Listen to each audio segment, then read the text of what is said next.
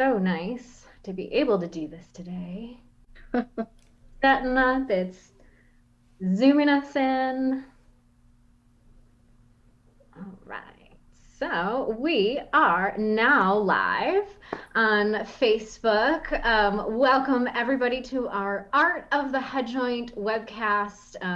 I'm so excited for this. If you were with us at NFA in 2019, fond memories, we did a very quick 20-minute abbreviated exhibitor showcase on all of our Powell Flutes head joints, and I'm joined by the same wonderful guests. We have Powell artist Nora Lee Garcia, who's zooming in with us from Orlando, Florida, where she is the flute professor at University of Central Florida. Hi, Nora Lee. Hi, everybody. And then coming from Massachusetts, we have our Powell Flutes headjoint maker, Lindsey McChord. Hi, Lindsey. Hi. And my name is Kristen Moore. I'm the direct sales manager here at Powell Flutes. It's been such a fun journey doing all these webcasts, and we thought, really, let's dive in and get into some, we've talked about orchestral life and Brazilian choro music, and let's talk about head joints because it's, I think, such a topic that we can all benefit from. And whether you're shopping and starting to think about a new head joint, or trying to decide, do I need a new flute or just a new head joint? What am I looking for? What am I listening for? I think this will really be a helpful webcast for you. And please feel free, pass it on to your friends. Ask comments or questions in the comments section. Nora Lee and Lindsey are here for you. They are absolutely the experts, and I've helped many a flutist find a head joint, so we are here for you. And so Nora Lee is going to be playing all four of our head joints, various excerpts, and we've done some sound checks, and she sounds fabulous. So I'm very excited for her to play for everybody. But we thought, we first would kick off. I know some people are just joining us as we get going with this. Going through our four head joint styles. Why do we have four? What's so different about them? And this is, I'm excited for Lindsey to give her feedback as the head joint maker. She is the one who is crafting them and cutting them and making them truly what they are. So again, if you have any questions for Lindsey, for Nora Lee, please feel free to ask in the comment section. But, first, so we have our four head joint styles, and we're going to be referring to them in the same order, number 1, 2, 3, 4. So number 1 being the Philharmonic, the Venti, the Soloist, and the Lumina. So Lindsey, as the head joint maker, how would you describe the Philharmonic, maybe to someone who's never played a Powell head joint before? So the Philharmonic is actually one of our most popular styles right now. It's one of those head joints that you really need to get to know, and when you do, it will grow and grow with you as you develop as a player. Physically, it's one of those head joints that has a bigger lip plate, a smaller embouchure hole.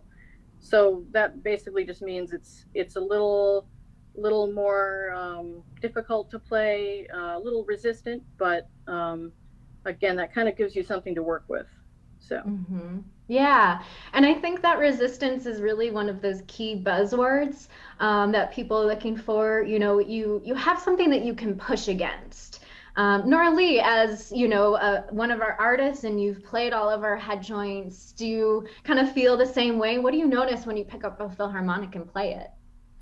Well, I have one Philharmonic, so that was absolutely, I think, it's very versatile, and I feel like definitely I've been with my Philharmonic for 19 years. Wow. I've never been bored of that head joint. It always keeps me going. So I am with Lindsey that you can grow on it and you can go to so many different dimensions. Yeah, absolutely. And Lindsey, correct me if I'm wrong, the Philharmonic does have a taller riser as well, correct? That's right. So that's going to go again towards the little more difficult to play side of things. A taller riser is a little further the air has to move. So yeah, it's going to be a little more tough. Absolutely, absolutely. So before we, get too much into describing and lost in all of these head joints, Nora Lee, do you want to play just a little smidge of Mozart so we can hear the Philharmonic in action? Absolutely.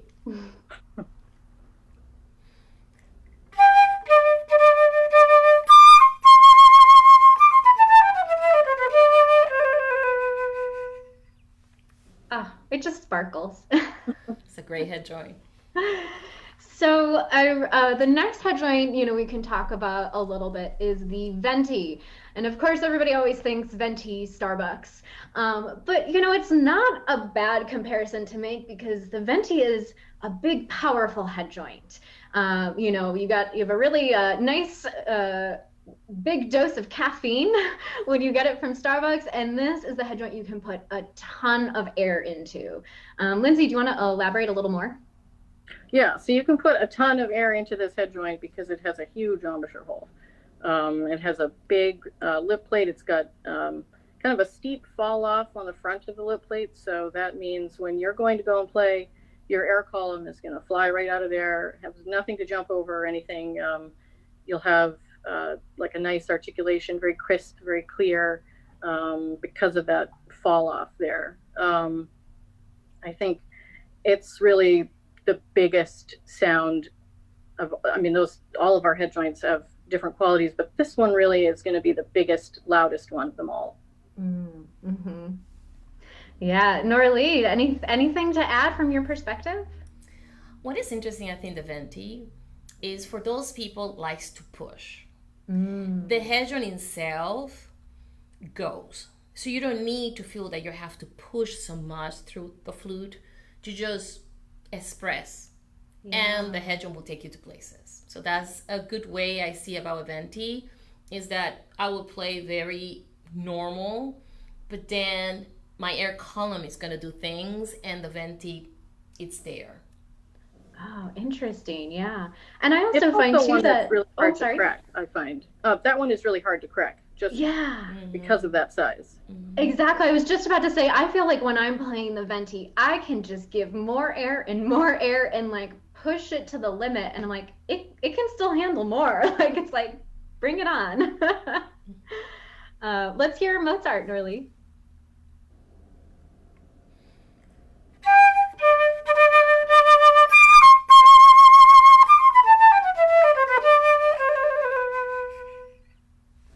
Yeah, absolutely. So hopefully our listeners are, able to pick up some of those differences as we dive into excerpts, Fauré's Pavane, Mendelssohn 4, a bigger chunk of the Mozart. You'll really get to hear those subtle differences and more obvious ones as well. So that was our Venti head joint.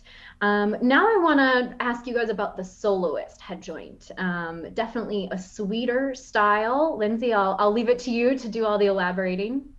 Yeah, so the Soloist is one that has a small lip plate. It's kind of a cute little jelly bean shape. That's going to kind of cradle your chin when you're playing, and it's got a little smaller embouchure hole, a little more refined. I find it's great for chamber music, intimate settings. It's got such a range. It's a lot of nuances, a lot of colors. Yeah, it's really one that's sweet, like you said, Kristen. Yeah, yeah. And compared to like the Philharmonic, which has that taller riser, it's a bit shorter, the Soloist, correct? Yes. Yep, a bit shorter. So that's going to make it, like I said, it's going to be a little easier to play because it's shorter. Yeah. I find when I'm playing the Philharmonic, it helps if I'm not quite finding my sound that day to think a little bit aiming more downward, down towards my elbow, really getting past the riser, where the Soloist is a little more straight across, a little bit more buoyant in the lips almost. Nora Lee, how does the Soloist feel for you? Well, Soloist I think always been a little challenge for me because the equipment that I play, correct?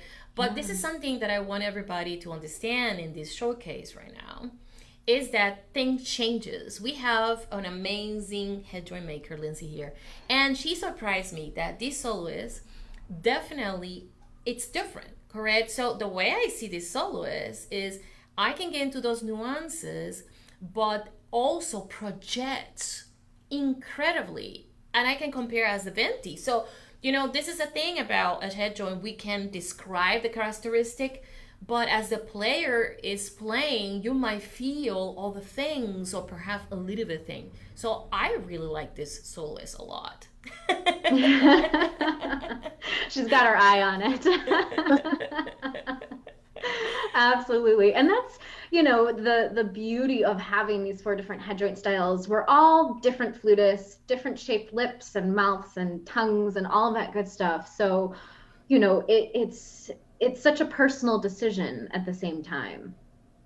Absolutely. Great. Let's hear a little Mozart on the Soloist.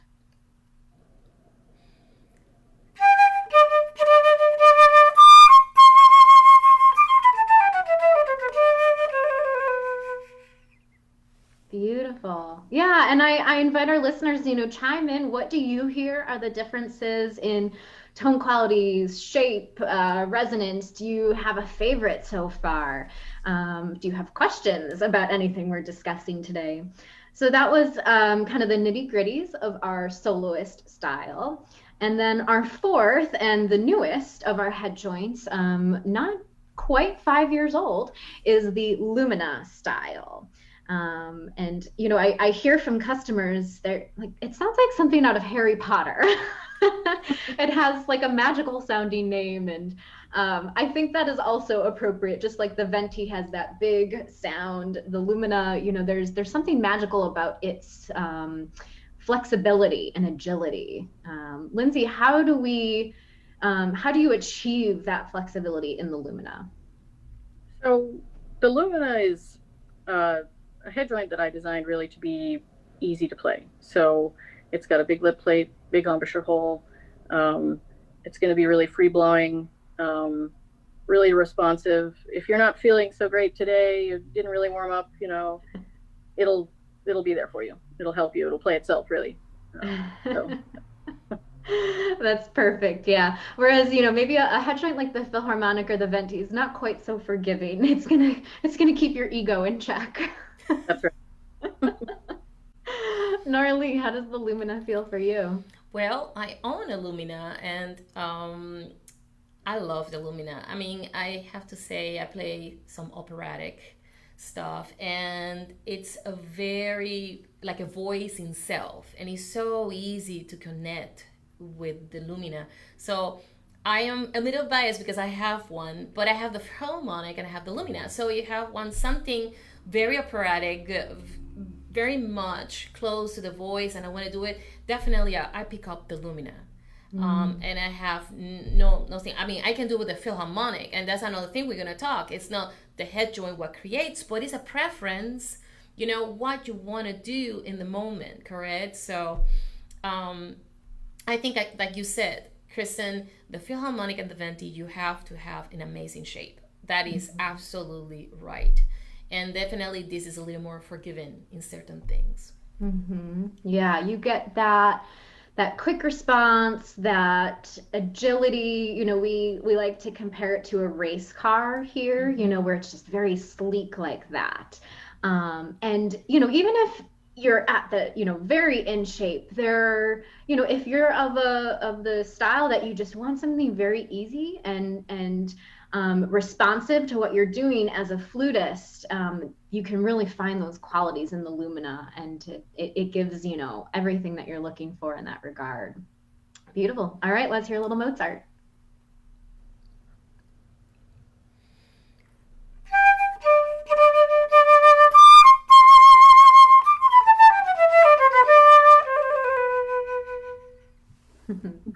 Perfect. That's great. So, as I mentioned, and if you've just joined us in the past few minutes, my name is Kristen Moore. I'm the direct sales manager here at Powell. I'm joined by Lindsey McChord, our head joint maker, and Powell artist Nora Lee Garcia, who's professor of flute down at UCF. And, we've just kind of given those descriptions of each head joint, very brief snippets of playing. So we want to dive more and hear Nora Lee really,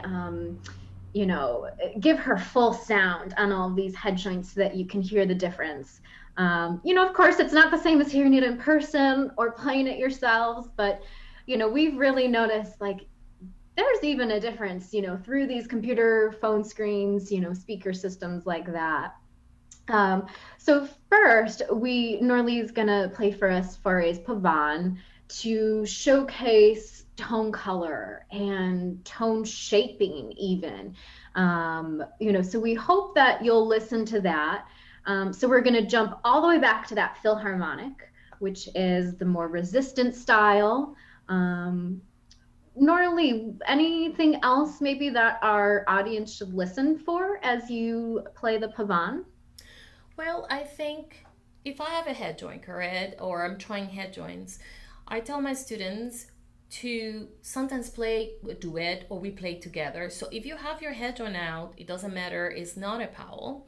What about you take it out with your flute and join me in Pavan, and then you might hear very clear certain characteristics, and maybe you want to type, about it. I think it's a good way. That's the reason I'm playing this in a couple weeks in my orchestra, but I think it's a solo that almost everybody knows it. It's a very famous solo. So I would like to invite you to play with me. All right. Whenever you're ready. Okay, so this is the Philharmonic. And we're going to start with the Pavan.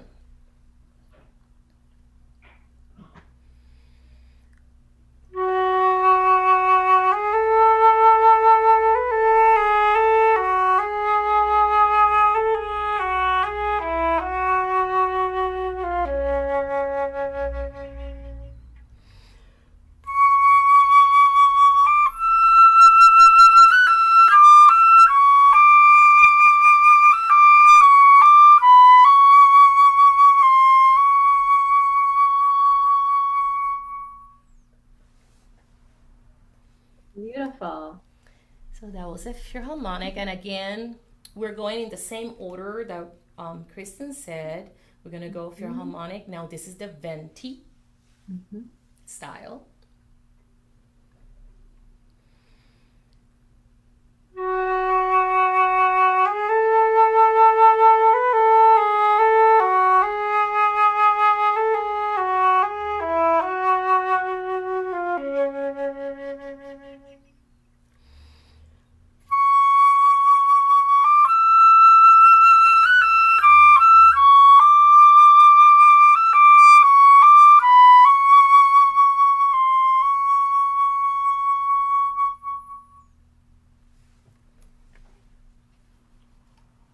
Great.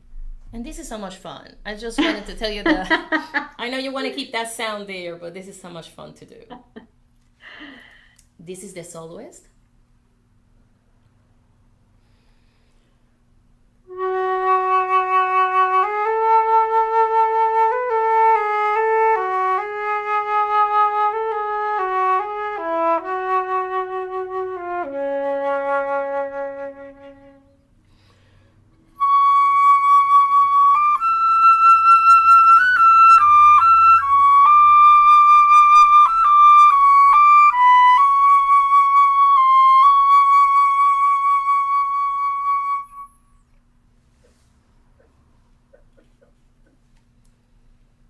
And our last will be the Lumina style.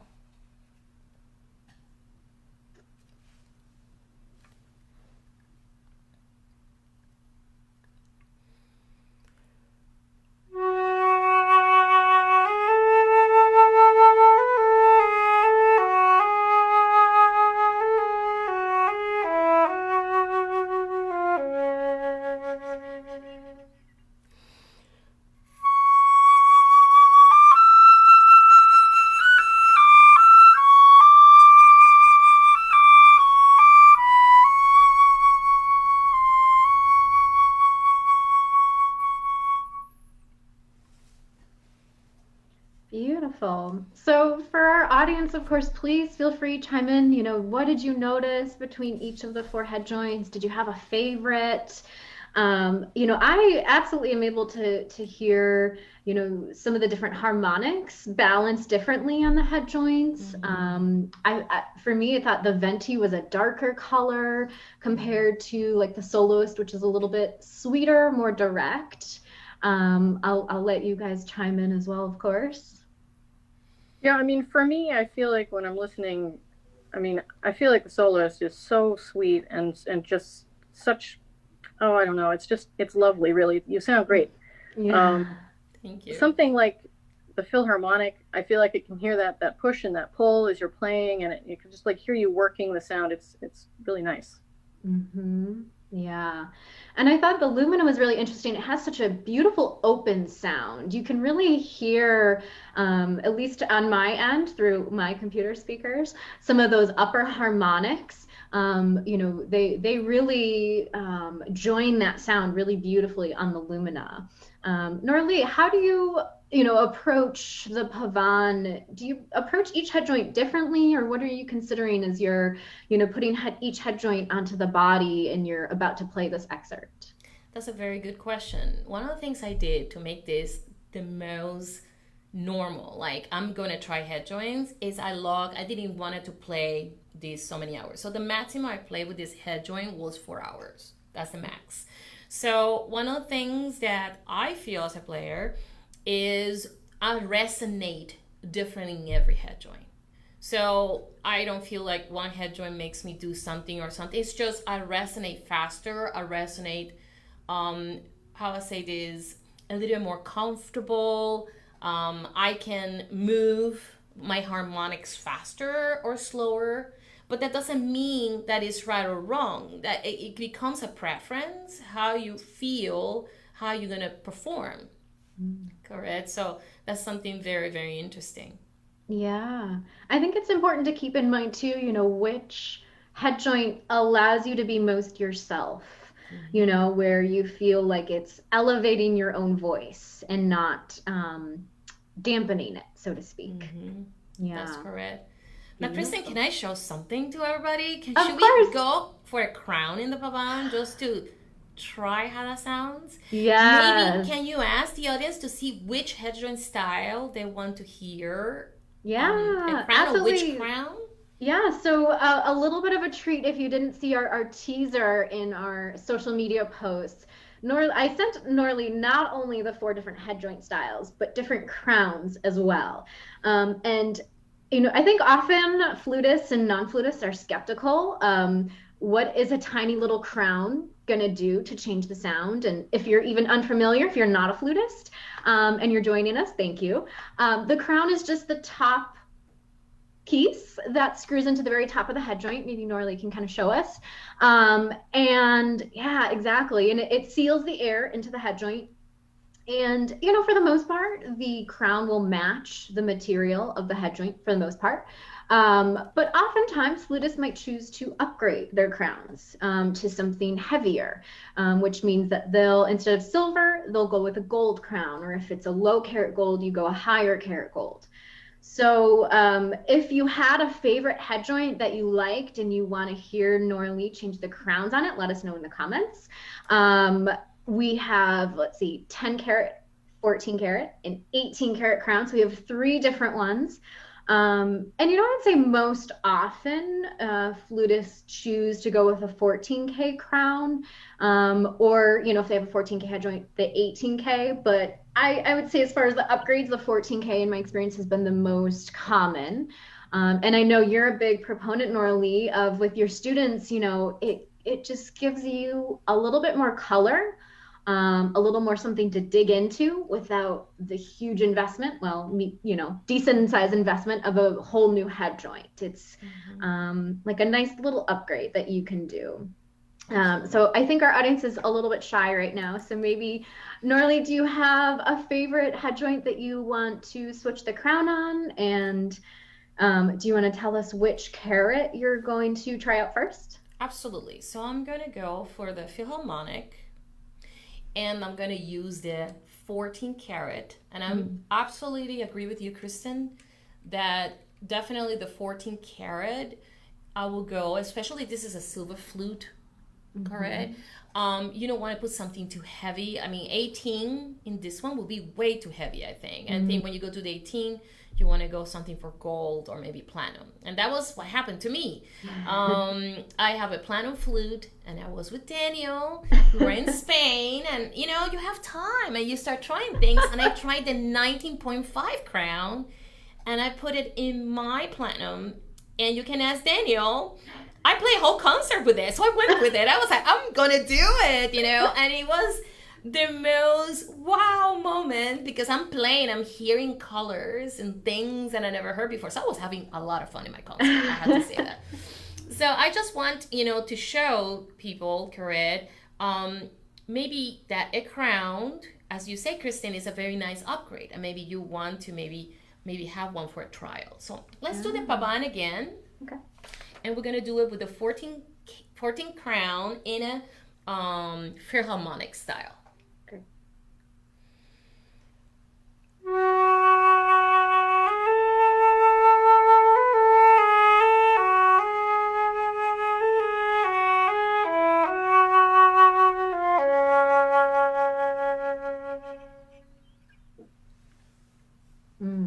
Mm-hmm. You can tell there's a little bit more darkness to the sound. I think it helps to open up the resonance. Lindsey, coming from the headjoint maker side, what has your experience been like with different crowns on the different headjoints? I think generally it's kind of something that's pretty subjective. So for me, I feel like if it's a heavier crown, I almost feel like I have a denser sound. I feel like when I'm working with people, that's sometimes how they feel. Sometimes it's kind of goes the opposite way. So yeah, absolutely. And it's so important too to have, if you're trying it and you're thinking about something like that, it's so different what you hear on this end of the flute versus on the audience end from 5 feet away, from 20 feet, back of a concert hall, how that resonance changes, if it's making the sound denser, bringing in more of those harmonics.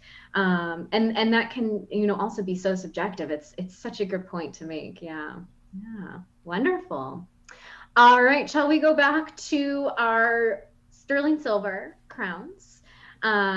She's back on the Philharmonic, and we had the pavan for our tone colors and that shaping of the aspect of our playing. So let's do a little Mendelssohn 4 to hear the articulation, that clarity, something totally different. I love this excerpt, so I'm very excited.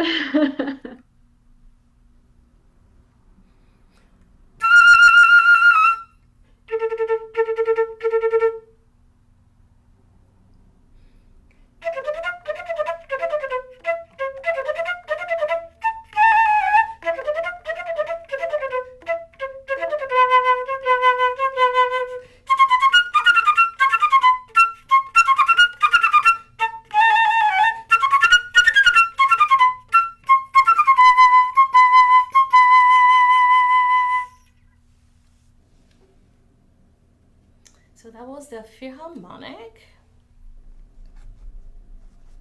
And we're gonna go into the Venti.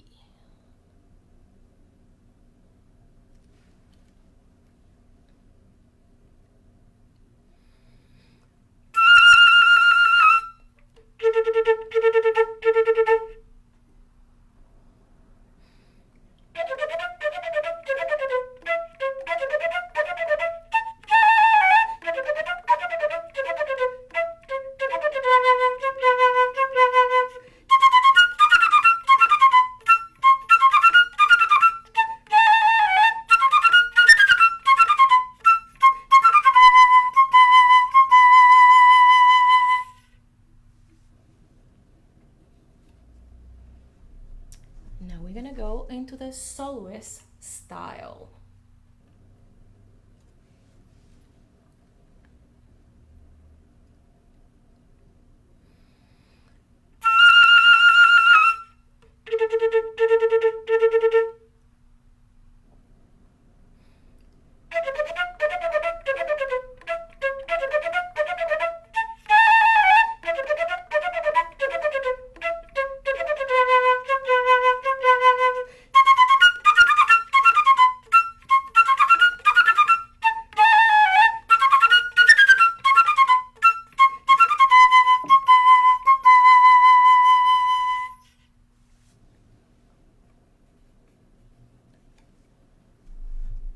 And now we're gonna do gonna use the Lumina style.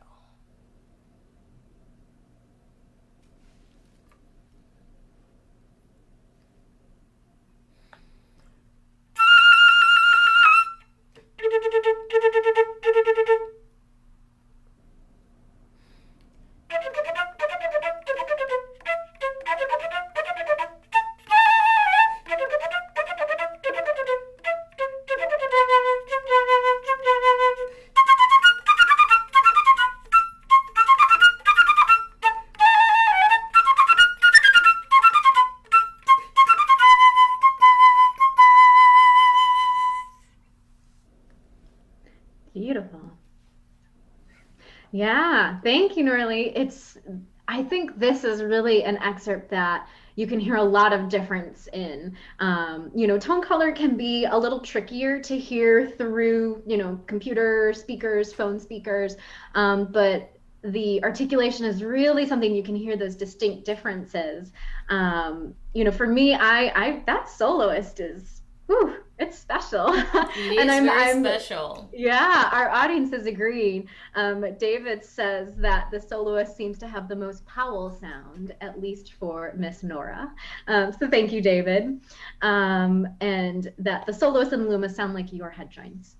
Lindsey, what did you hear on your end? I'd love your flute maker feedback. So an excerpt like this is particularly tricky when it comes to the articulation. We all know this. So when I hear you play, I mean, I love how you sound, especially on the Venti, because, again, that's really the Venti strong suit, is that great articulation, really crisp, really clear, and then also a nice big sound you want to project here on this excerpt. So I definitely hear that here. So Yeah, absolutely, absolutely. Nora Lee, how does it feel on your end? Does for you, and not saying that this is maybe a head joint that has less superior articulation, but strictly for you as a flutist, what feels the most comfortable, or felt like maybe it was a little more challenging? Well, I think my brain is going like, woo, right now. Because what happens in articulation is, you can move your tongue in many different places. And, as you're playing and performing something, as I'm hearing things, I was adapting very fast. Because some of the head joints, what happens is the reaction is super fast. Mm-hmm. Or slightly less or everything. So I am like, okay, and again, I just did like 4 hours and I'm performing, and it's very interesting. But I'm going to tell you this. I think what is the most important thing is the sustain, insight, and articulation. If you can hear in all the head joints, it doesn't sound dry. And this is very important, because when you are an orchestra player, you don't want to sound really dry. I mean, there are dry articulations, we know that, like Stravinsky, but in something like this, you want to create that sustain. So that is what my brain is going really crazy. Each one of them has a different sustain and sweet spot, what we call it, correct? That's a great point, especially as you mentioned for an excerpt like this, which as we all know, is a flute duet. So we need to hear that resonance and the core of the note. It's vital to, the magic in this excerpt. So that's a really good point that you bring up. Yeah. Let's see. I just want to touch base with some of our listeners. If you don't mind, if we take a quick tangent before we dive into Mozart, Marie has a great question. So she is a Sonari 705 owner. We love to hear from our Powell family. And that comes with a solid silver hand-cut signature 2 head joint. And she is thinking about getting an aramite head joint and wondering which cut would be the most similar to what she has. So Lindsey, I'll let you answer this one. Ooh, all right. So Lumina is really going to be the closest to what you're playing now, mostly because that style is actually when we made the signature 2, we kind of thought, let's make this into a handmade head joint too. So that's kind of where the Lumina came from. So they're definitely related head joints. They sound very similar in a lot of ways. So if you're moving on to something else, I would definitely choose Lumina for you. Yeah, thanks, Lindsey. So Marie, maybe ask your local dealer, or you can send us a message, try some Lumina aramite. I think also the feel of the lip plate is a little bit similar to the Soloist. Is that correct? It's kind of a smaller-ish lip plate on the signature too? Yes, and it also kind of has a little bit of that jelly bean shape. Not Yeah. quite so prominent, but it is there. Yeah. Yeah. Awesome. So those might be a couple things that you want to try out, but of course, it's worth it to just try all four because you never know, especially as you're growing as a player, you might want something with, something you can put more air into. So I definitely recommend trying as many as possible, but the Lumina will be the closest. So thank you, Marie, for that great question. All right, so we are going to have Nora Lee jump back to that Philharmonic, which is that first head joint that we always start with. And we're also going to revisit that Mozart G major concerto. She's going to play a little bit of a longer excerpt so we can hear those beautiful low Ds pop in.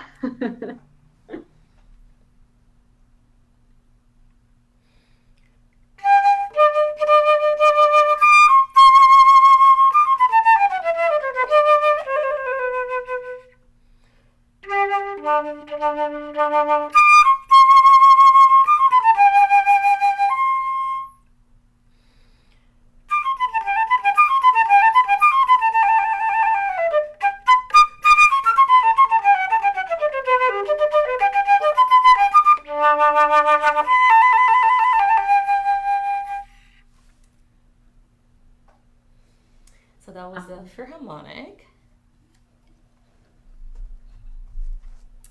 Now we're going to move into the Venti.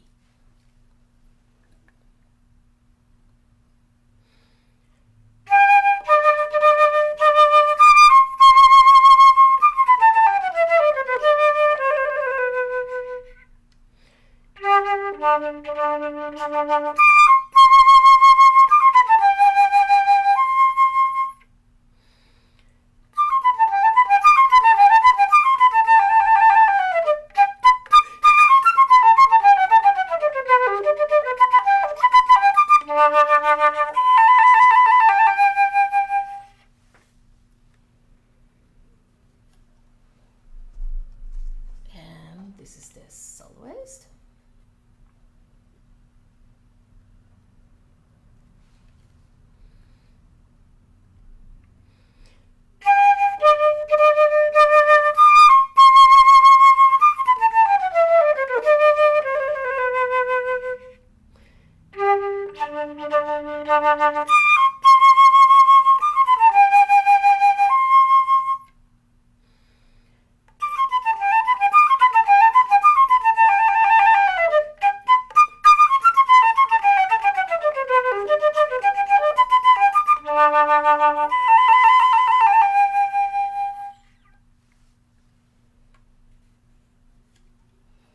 And this is the Lumina.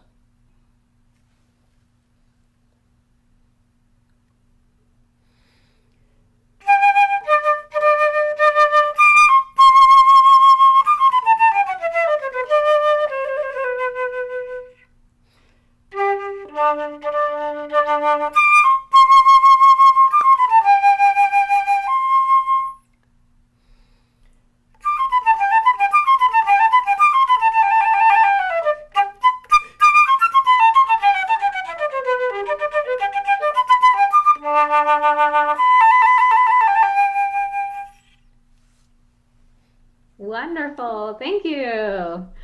I think this is another really great one that, those differences, and especially I think as our ears get more used to it also, you can really pick up on some of those things. I thought for me, the Philharmonic, just, you could tell there was that control there. There's that give and take of the Philharmonic is gonna like kind of lead you and then you're gonna continue that journey, and it just sounded so stable. It was really wonderful. And then the way your sound opened up on the Lumina was glorious. Well, I'm going to show you something very interesting. I have a little, especially the Venti, because the Venti is really a fast reaction, correct? And I'm going to show you, I'm going to put the crown of the vent in a Venti a little bit, because I feel like I need a little more boldness around it right now. And let's see how it sounds. And you tell me, okay? So this is the Venti with the 14 karat.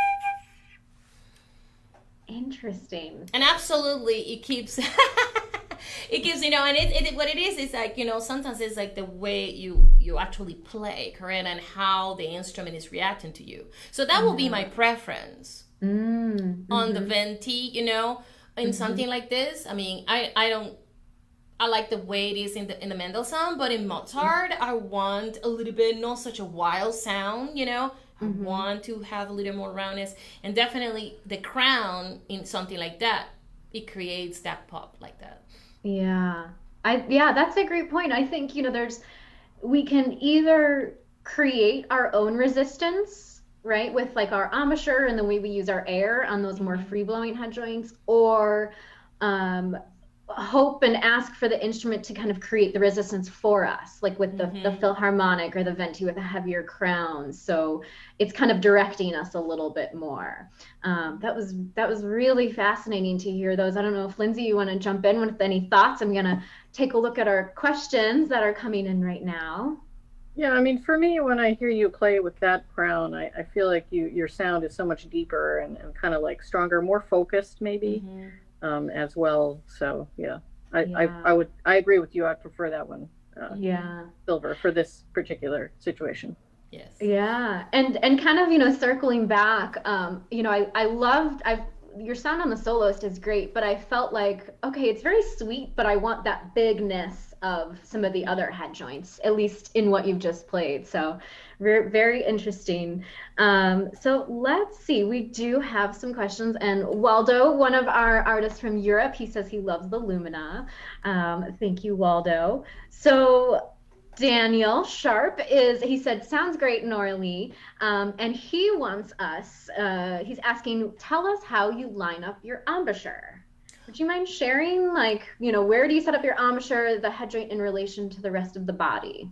Absolutely. And this is a great question because I think it comes first with the head joint, what sound or note should be coming, correct? So if I just do the head joint, is an A, correct? So I would like to show it to you. Correct, so it's an A. So because that's an A, and this is something very personable, I just want to say it's not the way I think everybody lines up the head joint differently. But whatever I line up the head joint, and I'm going to show you mine, I'm lining it up pretty much centered with that key, but some people lines up a little bit out or a little bit in.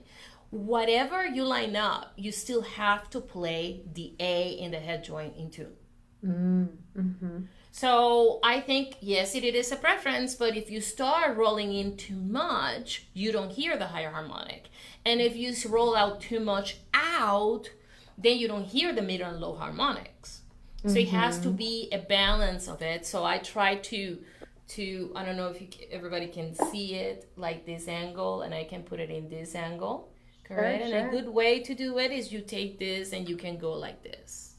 So Nora Lee, just to confirm too, because if and maybe some flutists don't realize, but are you lining it up with the key cup or the tone hole underneath? That's a very also question.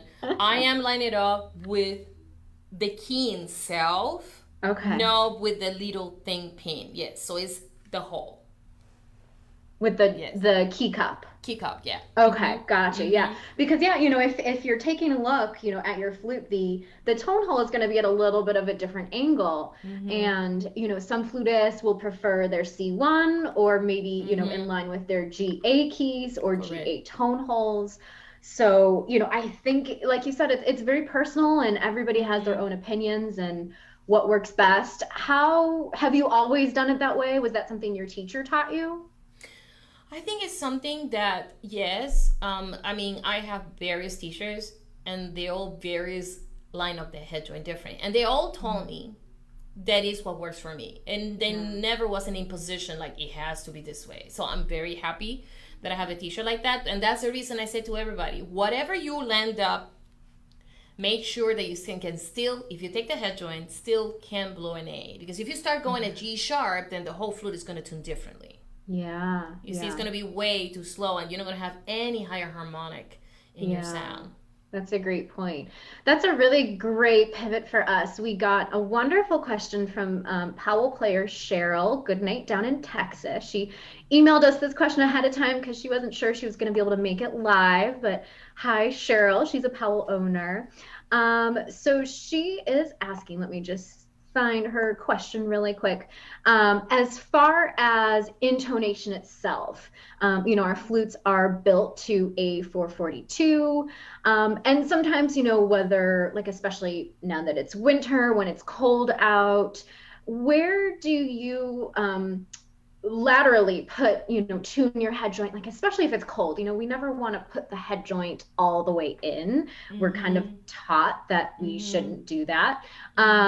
So how do you kind of combat that, to still play a little bit sharper when you really need to push in on the head joint?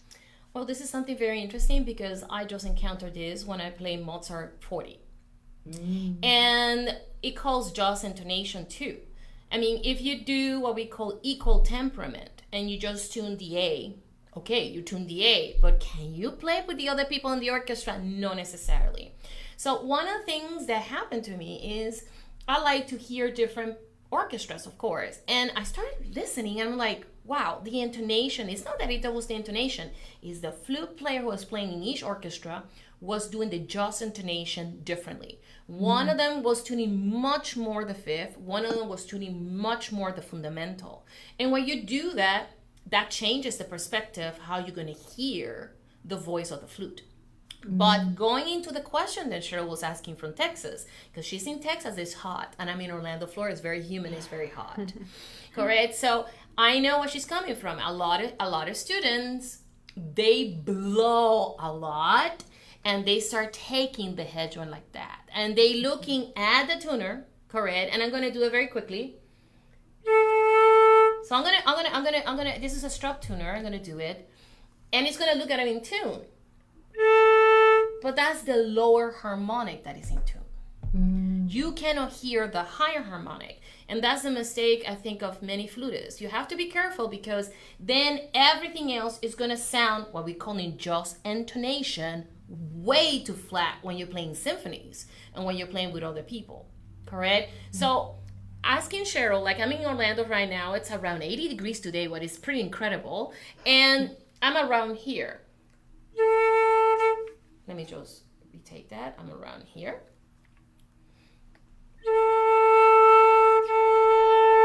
Correct? And that's around there. That makes sense, everybody? So it's not so much out. So it's out a little bit, correct? So if I keep going out again, like something like that much, listen to the A again. It sounds flat.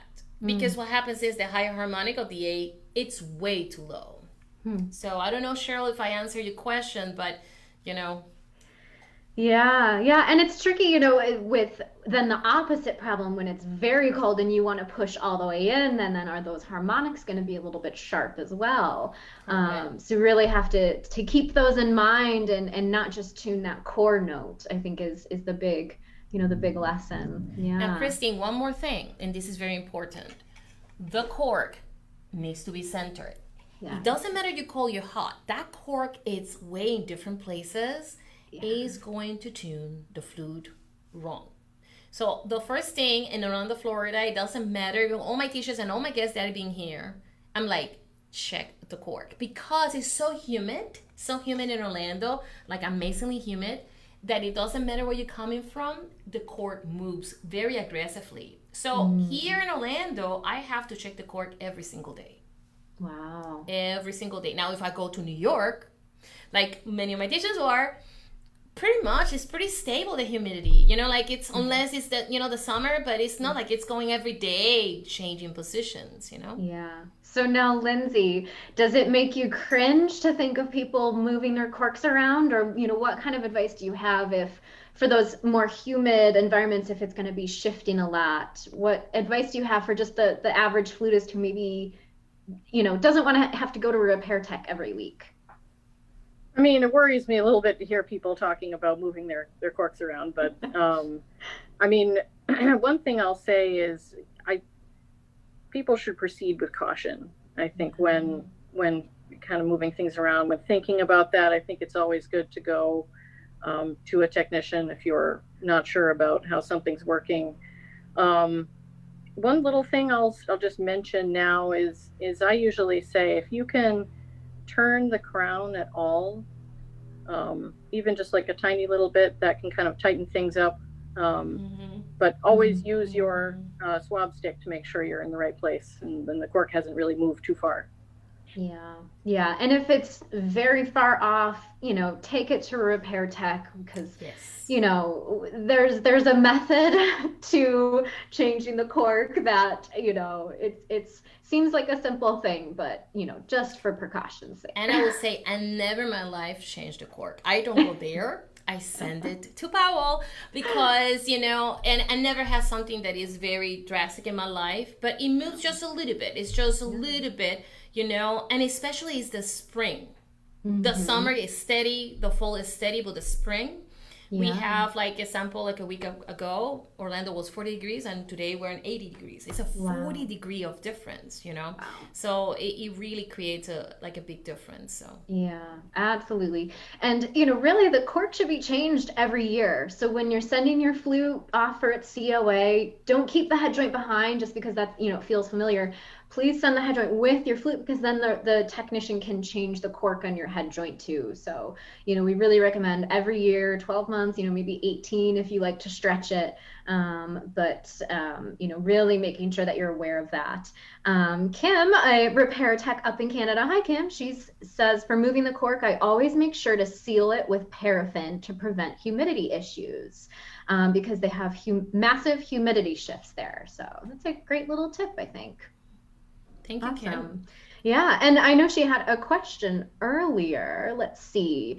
As far as, where did it go? Do you find very generally that certain head joint cuts favor certain lip shapes? What experience, Nora Lee, working with your students who maybe have upgraded a lot in the past? What do you find? That's very interesting. I think it's not so much the lip in the flute. I think people have various part of the lip. I think as a flute player is the column. Correct. So for me, when I'm playing these beautiful head joints, my column is in one position. What happens is it creates my rainbow, I call, that I can resonate into the head joint. Correct. So I think the lips in the flute, it pretty much is you just place your lip plate in your lower lip, correct, and the upper lip is there, but everything else is between vowels, speed, coloring, expression, it's so many things. So I don't see my student, wow, you have big lips, what are we going to do with you, I really go that you train how you work your expression and your sound into the head joint. So, but it is a very good question, though, because I never have any problem with Powell, though. But I do know that other makers, correct, they have a certain shape only. They don't have as various head joint like Powell. And that's the reason Powell has different various head joints. Though, and as Lindsey said, one the riser is higher, one the riser is,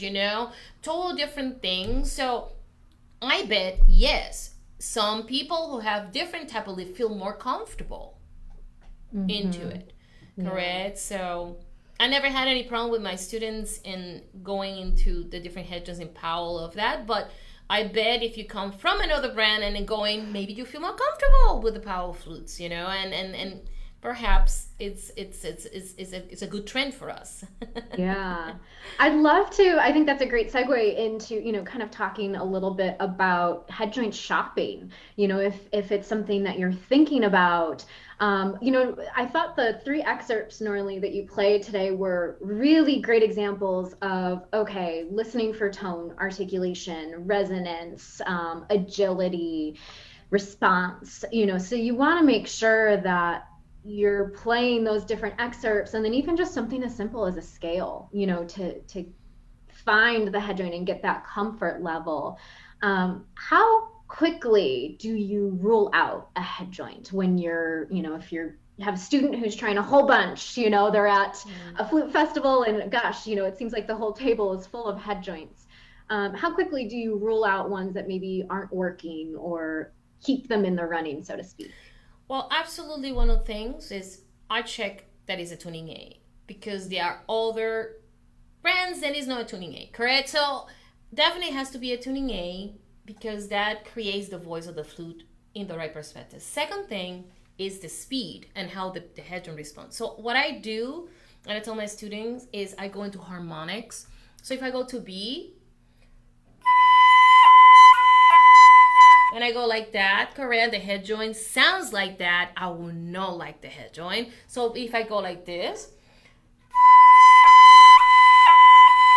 then definitely that's the head joint. Why? Because it's showing me that the sustain of the head joint is appropriate. That is what definitely you create music. So if the head joint is too vertical and I cannot create that proportion of sustain, absolutely I don't like the head joint. Because that means you're going to be too exposed. Anything you do, way too exposed. So I look into that. And then, of course, I tell my students start from the lowest note to the highest note chromatically. And stay in one dynamic. Don't try to do a crescendo. Just stay. Why? Because you want to hear definitely if you are moving a lot to try to create that sound, or it's easy to play and you just play. So one of the things about these beautiful head joints is I didn't move so much at all. I mean, I just played. But there are the head joints that you have to move a lot. And a lot of people like that. I don't know. I don't like to move a lot. So definitely I move when I need to. But it's not like I need to move to get a low D or something like that. I just do it. So definitely. And then the fourth will be, Christine, dynamic. You want a head joint, can play soft. Yeah. It can play strong, and it can play in the middle dynamic. You don't want just a head joint, can play strong. And then you go to the soft and you play French and you cannot use that head joint. So you want to go into all different dynamics as well. Yeah, absolutely. And, one that you can use all of your air and not feel like you're limited by the head joint. So I often encourage, for fun, experiment with blowing, a lot of air that, more than you might think you normally use, just to see the limits of the head joint. It's a good experiment. You're not going to play like that all the time, but I think it's worth that experimentation when you're trialing. Yeah, great. So just a little tangent. Adrian Greenbaum, one of our artists from Connecticut, says hello, and Lindsey McChord, hello, woohoo. And she loves what you're saying about the various head joints. So thanks, Adrian. It's great to hear from you. So I also think that, when you're trialing head joints, you talk about, the intonation and those harmonics. How long do you spend, like you've narrowed it down to 2 or 3? What tips do you have for making that final decision? Do you have any? I know it's a tricky question and everybody's different. I have one. You take it to the concert hall or whatever place you're playing. Because that is what, if you are playing a sample with a flute ensemble, and that's what you do, then you want to see the head drum blends in, correct? Because sometimes, until you adjust, you want to see the quality of it. If you are an orchestra player, they know better. They go to the concert hall and they try it right there. And they will put a video camera and they will try to hear from far away to see. So I think the last source is our pandemic hopefully is gonna, we're surpassing, correct, and we're gonna go back to normal. And you want to take those into your concert halls in your schools, you want to take into the churches that you play, you want to take it, that will be my last. And that's what the reason, correct, you have this trial for a certain time. It's not just 2 days, because you have to take these head joints to different places to try it. Yeah, exactly. I mean, yeah, our trials last a week. I know a lot of our dealers that sell our Powell head joints. It's a very similar policy, because we want to give you that time. Don't just play for your teacher, play for your colleagues, play for non-flutists and with non-flutists, because that blending is very important. If you play with an orchestra or a woodwind quintet a lot, making sure that, your new sound fits in with your goals and your that context that you're normally used to. So that's a great tip and very valuable, and a little tricky right now with COVID, but hopefully we'll be able to get back into that soon. So unless you have any other tips for shopping, I want to kind of close out today with talking about the head joints we currently have, in our flute cases, and that maintenance and cleaning of which is so important. We, in our Powell newsletter, Key Conversations, we had a little repair blurb about cleaning the riser, which, believe it or not, like, you should do. Lindsey, do you mind telling us like a best practice, how to go about cleaning your head joint riser, or just kind of maintaining it a little better? Sure. So typically I just use a Q-tip and I just wipe out the riser every couple of weeks, maybe, depending on how much I'm playing. I know we all know this, but I'll just say it anyway. I think it's really important to make sure you always swab everything out every time and put it away. Things grow in there and it's really can be horrible. So yeah. Thank you. That's a beautiful demonstration. Just a little ring around the riser there.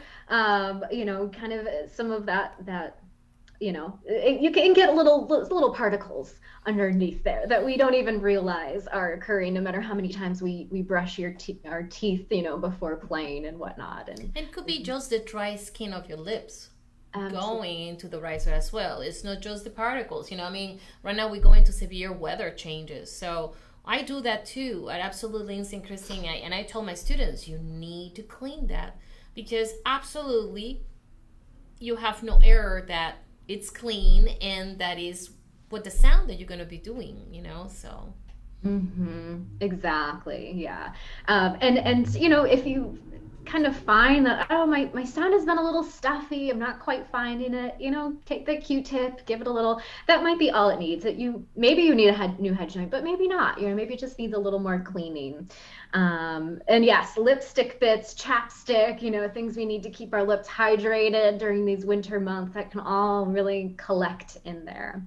So I'm just going to see if we have any more questions. Please feel free. We, have a little bit more time. If you have questions for Nora Lee or Lindsey, who's making the head joints, Nora Lee, of course, playing on them. She did such a beautiful job with those excerpts. I thought it was so interesting to just hear those differences. And, we can all really learn a lot, even through our Zoom, speakers and computer screens.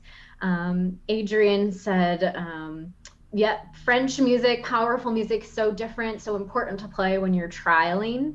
And you have to know how to play softly with colors, making sure that you can achieve those colors on the head joint. Otherwise, you'll only choose powerful ones because they're not yet accomplished enough to play good soft dynamics. That's a really good point. Absolutely. It's not all just about how loud we can play. Yes. And, making sure, okay, if you're still in the process of developing your color palette, keep that in mind, that's to come. Adrian has a great question. What substance do you use to clean the wall of a wood head joint? That's a great question. That's a great question. And something we didn't quite get to talk about today were our collection of wood head joints. That just deserves its own podcast or webcast, I think. Yeah.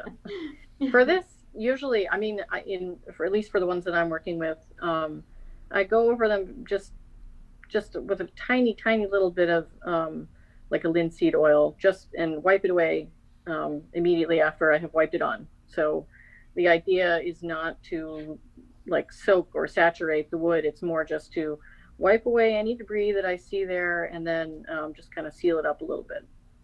So that was linseed oil, you said. Yes. Very good, very good. So hopefully that helps if you own a wooden head joint or a wooden flute or want to try them. We have some really wonderful ones. Let's see. Will Powell fit a new head joint for clients when they buy them? Quick answer is yes, but Lindsey, I think you're the right person to kind of talk about that process if you don't mind. Sure. So the first thing, it has to be the right material. Materials have to work together. So if you're trying to fit like a gold head joint to a silver flute, that won't work for you. So that's kind of the first point to make. But yeah, we do that every day. We fit them for people. We just put them on a lathe and kind of turn them down a little bit and make them fit nice and snug in there, and it's good to go. Yeah. And kind of jumping off that, I know it's a pretty popular combination to do a gold head joint on a silver body. You get that warmth, but without having to invest in a whole gold flute. And so, we discourage flutists from expanding their tenons because it can negatively impact the sound. And once you expand it, you can't go back. So we really discourage that. If this is going to be a long-term combination, we can always swap out the barrel. That's something that can be done. So fit the barrel to the head joint and then change that out. Or the wonderful copper silver tape, which is a good semi-permanent solution. I had a gold head joint on a silver body for years, and I think that copper tape lasted at least over a year, and isn't crazy expensive. It lasts a long time, but because it's metal, it still vibrates. And that's the important thing. You don't want to leave Scotch tape on there. I mean, it gets gross after a day and very slimy, but it's going to deaden the sound a bit. So if you're thinking, okay, I have a gold head joint for now, I'm not sure if this is my forever combination, the copper tape, which you can get from Powell, from your repair tech, is a great semi-permanent solution. Long term, but not gonna negatively change the sound or your head joint to something unchangeable. So let's see, do we do sleeves? That's another great question. Lindsey, I'm gonna let you answer that one. I don't think I've ever seen us do anything with a sleeve. Okay. No. Not yet, not as far as we know. Not yet. Yeah, never say never. All right. Well, if there's last call for questions, we're gonna say I love our audience interaction. It's been so great having these questions for our wonderful guests today, Nora Lee and Lindsey. I know I have learned a lot even just by listening. I think that's always the beauty of hearing a flutist like Nora Lee play. And I learned from Lindsey, because again, I would never thought that my favorite, would be the soloist, because it's the opposite how I play, correct? So, and this is something very interesting. I'll give you that thought, everybody, is that, not necessarily how you play sometimes needs to match the head joint. I play platinum and I play gold with a platinum head joint, and I love the soloist. And I mean, honestly, I love this soloist in front of me. So, there we go. And you might say, oh, the soloist is the smaller, so this is like that. That's the reason you have to do a trial. You have to be really open-minded and not to be influenced by anyone. And just record yourself. And then, after you do, go to your concert halls and everything, then you make the decision. But if you start thinking, okay, the soloist is the smallest and this is like that, then maybe you didn't have a soloist like this that is pretty amazing. Every head joint have different types, so it's good to be open-minded when you are trying different head joints. Absolutely. Well, Lindsey, thank you for all the wonderful work you do to make these beautiful head joints. They are truly works of art, and a total adventure. I think for as much as I've played all the different styles, I'm always learning new things and discovering new things when I pick them up. And Nora Lee, your playing was great, and brava for that constant switching. I know how hard that is. And Thank you. making it sound so effortless, and presenting all those excerpts for us. And thank you to our audience. We will see you hopefully next month with a new webcast. The date is still TBD, so keep an eye on your social media. And of course, if you have any questions after the fact, please feel free, send us a message. We'll pass them on, to Lindsey or Nora Lee, and make sure we get an answer for you. And if you are now interested in saying, hey, I think it's time for a new head joint, send me a message, email, Facebook. I'm available. We're, still closed for visitors because of COVID, but we ship instruments all over the country and have dealers all over the world. So we're happy to kind of help you in that search to, maybe find your new equipment, whether it's a flute, a head joint, all of that. So thank you again, everybody. Have a great rest of your day.